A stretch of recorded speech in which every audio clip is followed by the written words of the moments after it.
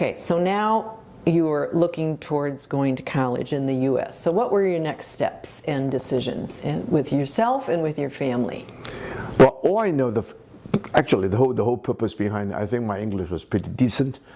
I did not have all the experience of the courses, for example. Again, who's suggesting what do you want to do? You still listen to your parents, be an engineer. This reflecting on the history, most of the Chinese come for engineering because after the war there's nothing. Who think about humanity? When even Rosie went to Cornell, it's a flu in art history and whatnot. But anyway, when I first came to college at Platteville, and can we back up a minute? Was Platteville your first choice? No, I have three schools. Mm-hmm. One is the Indiana University because of my swimming record. The other was Cornell, but they do not have the kind of funding. But Platteville, also where I've gone to Platteville for 2 years, mm-hmm. and from her recommendation, I applied, and I was surprised. I didn't expect to be having a full scholarship or grant. And for the audience, what is Platteville? It is a university. University of Wisconsin system have, well, right now we got 16 campus of 4 years and a few other with 2 years. And Platteville was granted me the scholarship grant, a waiver of tuition. At that time, I don't even know there's an out-of-state, there's in-state, but all I know that being waiver, not to paying the out-of-state tuition. So I came, and my record was good. I had 1:17 a second, 100 meter.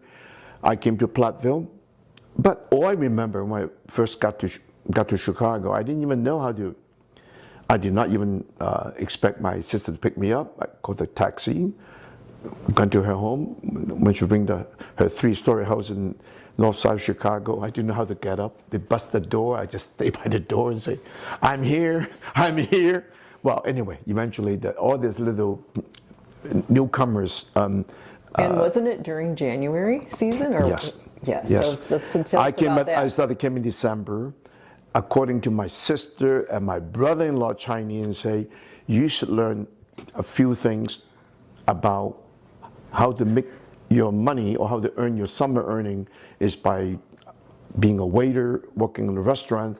So I have some experiment with one of my distant cousins who would take me along, just like piggyback, and so from day one I come in, I start to work, just follow. In December, right away in December. Yes, in December. But also you were after December, between December and January. Before school started. Yeah, before school started. But also you came from very warm Brazil to. Oh yeah. Well, I will get to this part of it. So I never forgot the week, 2 weeks before I left, to avoid my dad, I actually got myself into my friend's beach house in Yijing in Santos in the shore area. I'm totally tan, bronzed. When I came to college, my brother-in-law Tom Yan drove me to UW Platteville, check into the dorm, and I never forgot. It was in Morrow Hall, in the end of the university building.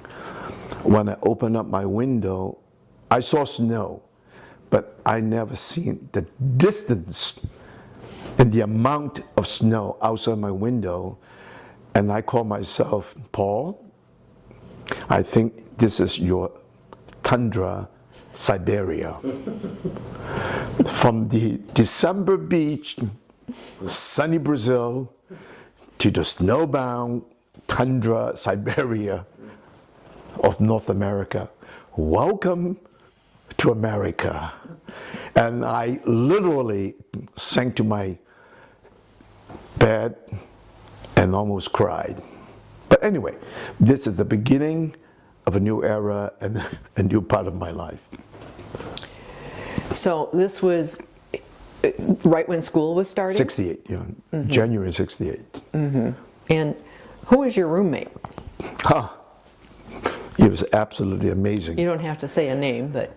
My roommate, Jim was my first roommate.